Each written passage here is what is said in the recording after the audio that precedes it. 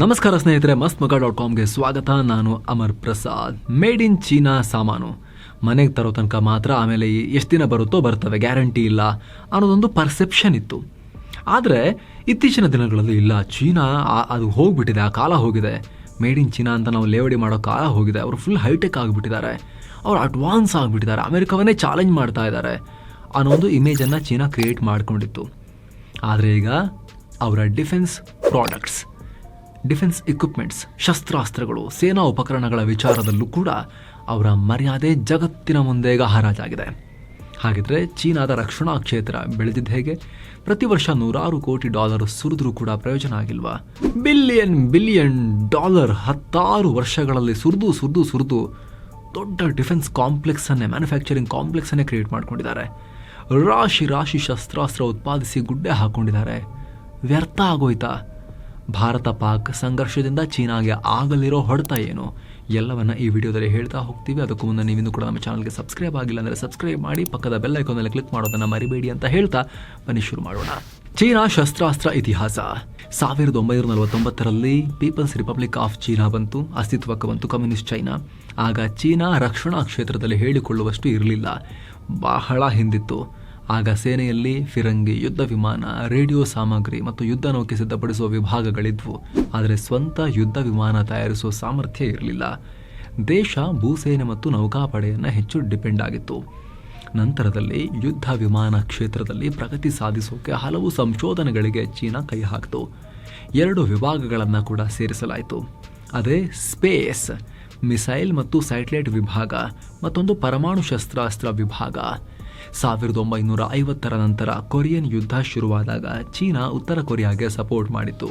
ಆಗ ಸೋವಿಯತ್ ಒಕ್ಕೂಟದಿಂದ ಟ್ಯಾಂಕರ್ಗಳು ಸೇರಿದ ಹಾಗೆ ಹಲವು ಬಗೆಯ ಶಸ್ತ್ರಾಸ್ತ್ರಗಳನ್ನು ಪಡ್ಕೊಳ್ತು. ಕೋಲ್ಡ್ ವಾರ್ ಟೈಮ್ನಲ್ಲಿ ಚೀನಾ ಸೋವಿಯತ್ ಯೂನಿಯನ್ಗೆ ಸಪೋರ್ಟ್ ಮಾಡಿತ್ತು.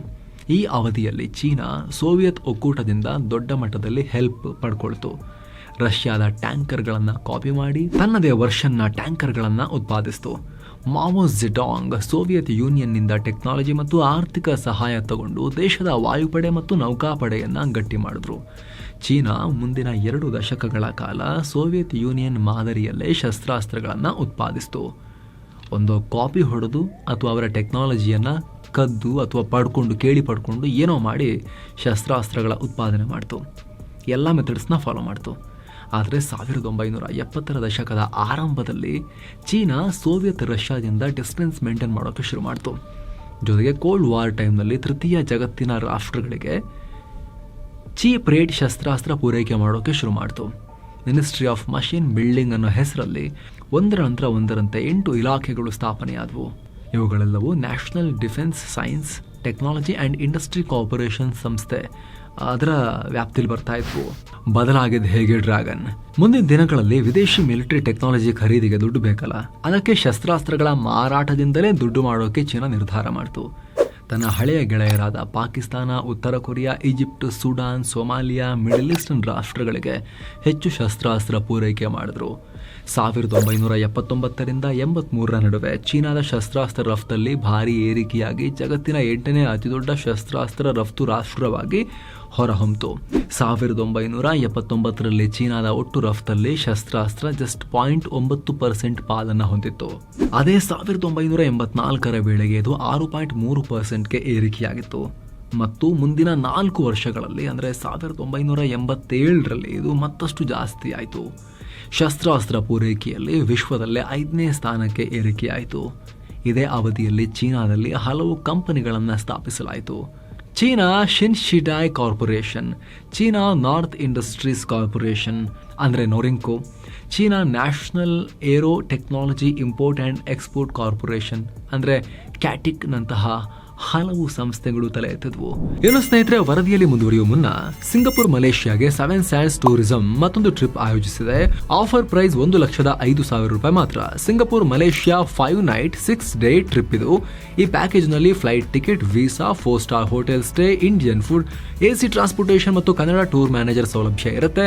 ಎಲ್ಲೆಲ್ಲಿ ಹೋಗೋದಿರುತ್ತೆ ಅಂತ ನೋಡಿದ್ರೆ Universal Studios, Night Safari, Gardens by the Bay, Cloud Forest, Sentosa Island cable car, Singapore city 2, Kuala city tour, Genting Highland with Batu Caves, Petronas twin tower ಎಲ್ಲ ಹೋಗೋದಿರುತ್ತೆ. ಹೊರಡೋ ದಿನ 19 June 2025. ಕೆಲವೇ ಸೀಟುಗಳು ಲಭ್ಯ. ಆಸಕ್ತರು ಈ ನಂಬರ್ಗೆ ಕಾಲ್ ಮಾಡಿ ನಿಮ್ಮ ಸೀಟನ್ನ ಈಗಲೇ ಬುಕ್ ಮಾಡಬಹುದು. ಬನ್ನಿ ಈಗ ವರದಿಯಲ್ಲಿ ಮುಂದುವರಿಯೋಣ. ಚೈನೀಸ್ ಮಿಲಿಟರಿ ಹಾರ್ಡ್ವೇರ್ ಅನ್ನ ಮಾರೋದು, ಆಮೇಲೆ ವಿದೇಶಗಳಿಂದ ಬಂದಿರೋ ಲಾಭದಲ್ಲಿ ಟೆಕ್ನಾಲಜಿಯನ್ನು ಪರ್ಚೇಸ್ ಮಾಡೋದು, ಹಾಗೆ ಬೇರೆ ದೇಶಗಳೊಂದಿಗೆ ಜಂಟಿಯಾಗಿ ಶಸ್ತ್ರಾಸ್ತ್ರ ಉತ್ಪಾದಿಸೋ ಒಪ್ಪಂದಗಳನ್ನು ಮಾಡಿಕೊಳ್ಳೋದು, ಈ ರೀತಿ ಪ್ಲಾನ್ ಮಾಡಿಕೊಂಡ್ರು. ಇಲ್ಲಿಂದ ಚೀನಾ ರಕ್ಷಣಾ ಕ್ಷೇತ್ರದಲ್ಲಿ ಸ್ವಾವಲಂಬಿಯಾಗಿ ರಫ್ತುದಾರ ರಾಷ್ಟ್ರವಾಗಿ ಬದಲಾಯಿತು. ಅಲ್ಲಿಂದ ಶಿ ಜಿನ್ಪಿಂಗ್ ಬಂದ ಮೇಲೆ ಬದಲು, ಟೆಕ್ನಾಲಜಿ ಮೇಲೆ ದುಡ್ಡಿನ ಸುರಿಮಳೆ. 2003ರಲ್ಲಿ ಹೂ ಜಿಂತಾವು ಚೀನಾ ಅಧ್ಯಕ್ಷರಾದರು. ಇಲ್ಲಿಂದ ರಕ್ಷಣಾ ಕ್ಷೇತ್ರದಲ್ಲಿ ದೊಡ್ಡ ಮಟ್ಟದ ಪ್ರಗತಿ ಆಯಿತು. ದೇಶದ GDP ಏರಿದ ಹಾಗೆ ರಕ್ಷಣಾ ಬಜೆಟ್ ಕೂಡ ಜಾಸ್ತಿ ಆಗ್ತಾ ಹೋಯಿತು.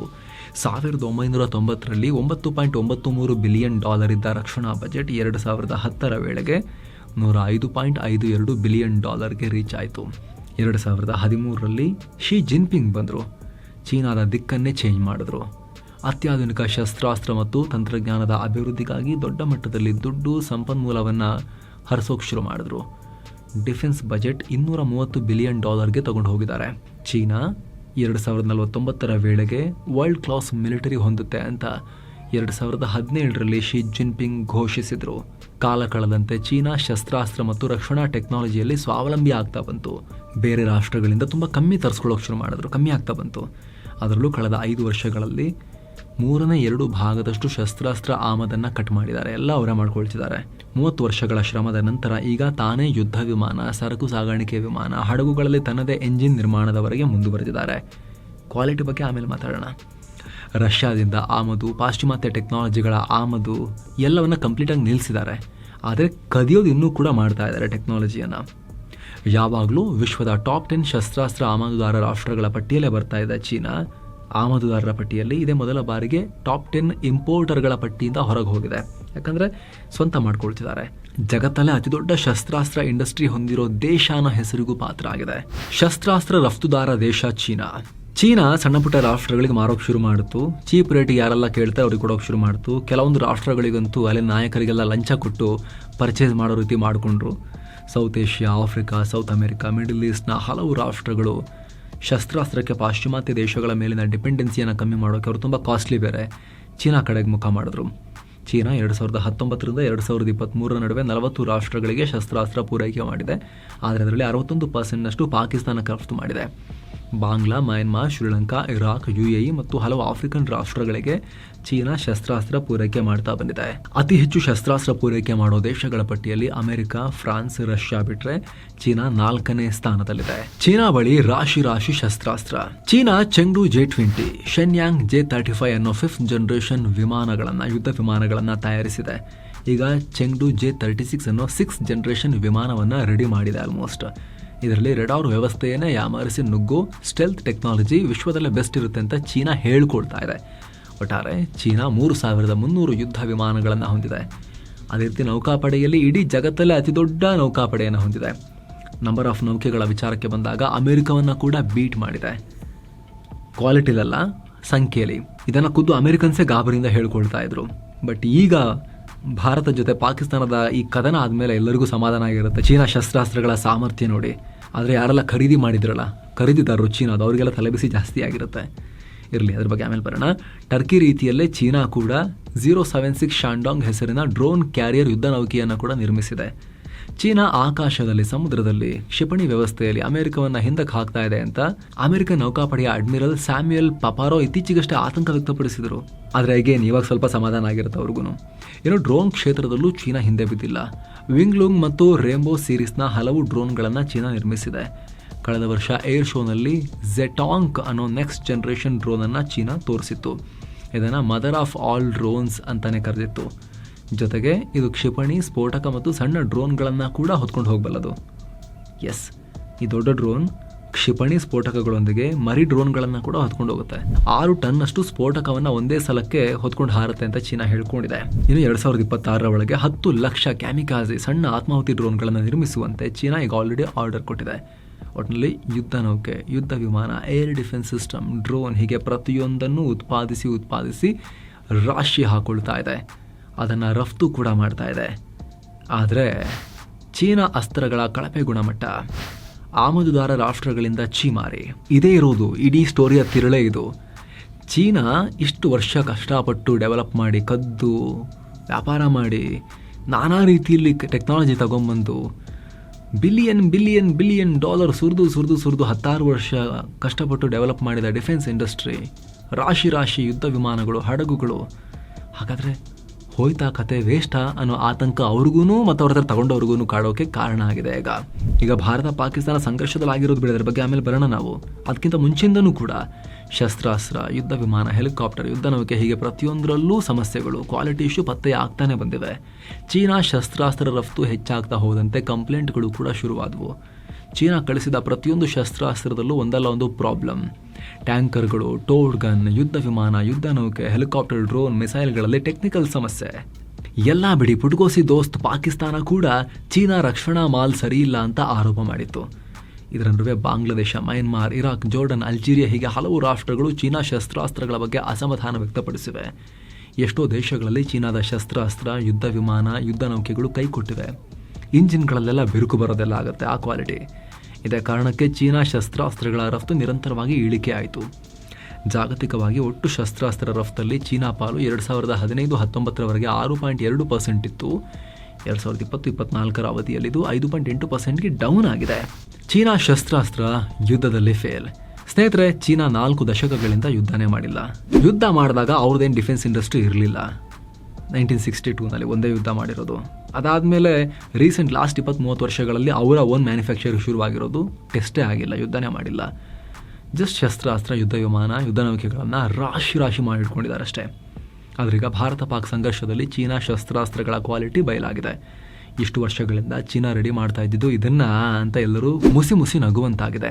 ಯಾಕಂದರೆ ಚೀನಾ ನಿರ್ಮಿಸಿ ಪಾಕ್ಗೆ ಮಾರಿದ್ದ HQ-9 ಏರ್ ಡಿಫೆನ್ಸ್ ಸಿಸ್ಟಮನ್ನೇ ಭಾರತ ಹೊಡೆದಾಕ್ತು. ಜೊತೆಗೆ ಪಾಕ್ನ ಹೈಟೆಕ್ ಯುದ್ಧ ವಿಮಾನಗಳನ್ನು ಹೊಡೆದಿದ್ದೀವಿ ಅಂತ ನಮ್ಮ ನೌಕಾಪಡೆ ಹೇಳಿದೆ. ನಂಬರ್ಸ್ ಇವಾಗಲೇ ಹೇಳಲ್ಲ, ಲೇಟರ್ ಹೇಳ್ತೀವಿ, ಬಟ್ ಹಲವಾರು ಹೋಗಿದ್ದಾವೆ ಅಂತ ಹೇಳಿ ಕನ್ಫರ್ಮ್ ಮಾಡಿದ್ದಾರೆ ನಮ್ಮ ಸೇನಾಧಿಕಾರಿಗಳು ಪ್ರೆಸ್ ಬ್ರೀಫಿಂಗ್ನಲ್ಲಿ.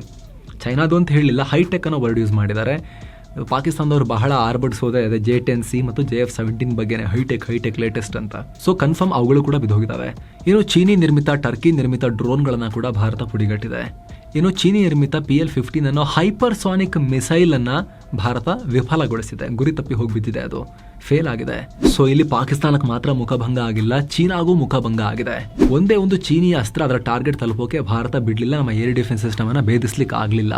ಅದರ ಬೆನ್ನಲ್ಲೇ ಚೀನಾ ತುರ್ತಾಗಿ ಚೀನಾದ ಡಿಫೆನ್ಸ್ ವೆಬ್ಸೈಟ್ನಲ್ಲಿ ಪೋಸ್ಟ್ಗಳು ಬಂದಿದ್ದಾವೆ. ಒಂದು ಸುದ್ದಿ ಹರಿದಾಡಿತ್ತು, ಒಂದು ಕಾರ್ಗೋ ಫ್ಲೈಟ್ನಲ್ಲಿ ಶಸ್ತ್ರಾಸ್ತ್ರ ತುಂಬಿ ಕಳಿಸಿದ್ದಾರೆ ಕಾನ್ಫ್ಲಿಕ್ಟ್ ಟೈಮ್ನಲ್ಲಿ ಚೀನಾದವರು ಅಂತ.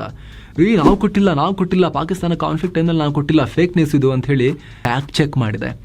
ಅವ್ರಿಗೆ ಆಲ್ರೆಡಿ ಮರ್ಯಾದೆ ಹೋಗಿ ಸಾಕು, ಇನ್ನೂ ಹೋಗೋದು ಬೇಡ ಅನ್ನೋ ಭಯ ಇದೆ ಅಂತ ಕಾಣುತ್ತೆ. ಭಾರತ ಪಾಕ್ ಯುದ್ಧದಿಂದ ಚೀನಾಗೆ ಪೆಟ್ಟು. ಎಸ್ ಸ್ನೇಹಿತರೆ, ಇದನ್ನು ಇಡೀ ಜಗತ್ತು ಕುತೂಹಲದಿಂದ ನೋಡಿತ್ತು. ಈ ಅಮೆರಿಕ ಯಾವುದೋ ಒಂದು ದುರ್ಬಲ ರಾಷ್ಟ್ರದ ಮೇಲೆ ಸ್ಟ್ರೈಕ್ ಮಾಡೋದು, ರಷ್ಯಾ ಯುಕ್ರೇನ್ ಮೇಲೆ ಸ್ಟ್ರೈಕ್ ಮಾಡೋದು, ಹಮಾಸ್ನ ಪುಡಿ ಉಗ್ರರ ಮೇಲೆ ಇವರು ಇಸ್ರೇಲ್ ಸ್ಟ್ರೈಕ್ ಮಾಡೋದು, ಅದು ಬೇರೆ. ಭಾರತ ಪಾಕಿಸ್ತಾನಗಳ ಏರ್ ಬ್ಯಾಟಲ್ಲೇ ಬೇರೆ. ಇತ್ತೀಚಿನ ವರ್ಷಗಳಲ್ಲಿ ಇತಿಹಾಸದಲ್ಲೇ ಬಹುಶಃ 2 ಅಣ್ವಸ್ತ್ರ ರಾಷ್ಟ್ರಗಳು ಈ ಮಟ್ಟಿಗೆ ಕಾದಾಡಿದ ಎಕ್ಸಾಂಪಲ್ ಇಲ್ಲ. ಇಷ್ಟು ಲೇಟೆಸ್ಟ್ ಟೆಕ್ನಾಲಜಿಯೊಂದಿಗೆ ಫೈಟ್ ಮಾಡಿದ್ದಿಲ್ಲ. ಇಡೀ ಜಗತ್ತು ಕೇಸ್ ಸ್ಟಡಿಯಾಗಿ ನೋಡ್ತಾ ಇದೆ ಈ ಒಂದು ಆಪರೇಷನ್ ಸಿಂಧೂರನ್ನು. ಸೊ ಜಗತ್ತಿಗೆ ಗೊತ್ತಾಗಿದೆ ಚೀನಾ ಶಸ್ತ್ರಾಸ್ತ್ರಗಳ ತಾಕತ್ತು. ಆದರೂ ಪಾಕಿಸ್ತಾನ ಸದ್ಯಕ್ಕೆ ಸುಳ್ಳು ಹೇಳ್ತಾ ಇದೆಯಲ್ಲ. J-10C ಮೂಲಕ ನಾವು ಭಾರತದ 3 ರಫೈಲ್ ಹೊಡೆದಿದ್ದೀವಿ, 5 ಫೈಟರ್ ಜೆಟ್ ಹೊಡೆದಿದ್ದೀವಿ ಅಂತೇಳಿ ಪಾಕಿಸ್ತಾನ ಸ್ಟೋರಿ ಹೇಳ್ತಾ ಇದೆ. ಇದರಿಂದ ಚೀನಾದಲ್ಲಿ J-10C ಉತ್ಪಾದಕ ಸಂಸ್ಥೆ ಏವಿಕ್ ಚೆಂಗ್ಡು ಏರ್ಕ್ರಾಫ್ಟ್ ಸಂಸ್ಥೆಯ ಷೇರುಗಳ ಮೌಲ್ಯದಲ್ಲಿ ಒಂದಷ್ಟು ಏರಿಕೆಯಾಗಿದೆ ಇತ್ತೀಚೆಗೆ. ಆದರೆ ಭಾರತ ಮುಂದಿನ ದಿನಗಳಲ್ಲಿ ನಾವು ಡ್ಯಾಮೇಜ್ ಅಸೆಸ್ಮೆಂಟ್ ಆದಮೇಲೆ ರಿಪೋರ್ಟ್ ಕೊಡ್ತೀವಿ ಅಂತ ಹೇಳಿದೆಯಲ್ಲ, ಎಷ್ಟು ಪಾಕಿಸ್ತಾನಕ್ಕೆ ಬಿದ್ದಿದೆ ಅನ್ನೋದನ್ನು ಎಲೆಕ್ಟ್ರಾನಿಕ್ ಡೇಟಾನ ಚೆಕ್ ಮಾಡಿದ ಬಳಿಕ, ಸ್ಟಡಿ ಮಾಡಿದ ಬಳಿಕ, ಆವಾಗ ಮೋಸ್ಟ್ಲಿ ಇದೆಲ್ಲ ಕರೆಕ್ಟ್ ಆಗುತ್ತೆ ಮತ್ತು ಕರೆಕ್ಷನ್ ಆಗುತ್ತೆ. ಮತ್ತೊಂದು ಕಡೆ ಭಾರತ ಪಾಕ್ ಸಂಘರ್ಷದ ಬಳಿಕ ರಷ್ಯಾದ S-400ಗೆ ವಿದೇಶಗಳಿಂದ ಆರ್ಡರ್ಸ್ ಹೆಚ್ಚಾಗಿದೆ. ಅದೇ ರೀತಿ ಚೀನಾದ J-17, PL-15 air launched hypersonic missile ಮತ್ತು HQ-9 ಏರ್ ಡಿಫೆನ್ಸ್ ಸಿಸ್ಟಮ್ಗೆ ಆರ್ಡರ್ ಮಾಡಿದ ರಾಷ್ಟ್ರಗಳು ಕ್ಯಾನ್ಸಲ್ ಮಾಡೋಕೆ ನೋಡ್ತಾ ಇದ್ದಾವೆ ಅಂತ ಭಾರತದ ಮಾಜಿ ಲೆಫ್ಟಿನೆಂಟ್ ಜನರಲ್ KJS ಧಿಲೋನ್ ಇವರು ಚಿನಾರ್ ಕೋರ್ನ ಲೀಡ್ ಮಾಡ್ತಾ ಇದ್ರು. ಕಾಶ್ಮೀರ ಸೆಂಟ್ರಿಕ್ ಕೋರ್ ಇದು. ಆರ್ಟಿಕಲ್ 370 ತೆಗೆದಾಗ ಹಲವಾರು ಮಹತ್ವದ ಕಾರ್ಯಾಚರಣೆಗಳ ಟೈಮ್ನಲ್ಲೂ ಕೂಡ ಇವರೇ ಅಲ್ಲಿ ಅದನ್ನು ಲೀಡ್ ಮಾಡ್ತಾ ಇದ್ರು. ಅವರು ಹೇಳಿದ್ದಾರೆ, ಒಟ್ಟಿನಲ್ಲಿ ಶಸ್ತ್ರಾಸ್ತ್ರ ಪ್ರದರ್ಶಿಸಿ ಕಡಿಮೆ ಬೆಲೆಗೆ ಮಾರ್ತಾ ಇದ್ದ ಚೀನಾಗೆ ಭಾರತ ಪಾಕ್ ಸಂಘರ್ಷದಿಂದ ದೊಡ್ಡ ಹೊಡೆತ ಅಂತೂ ಸಿಕ್ಕಿದೆ.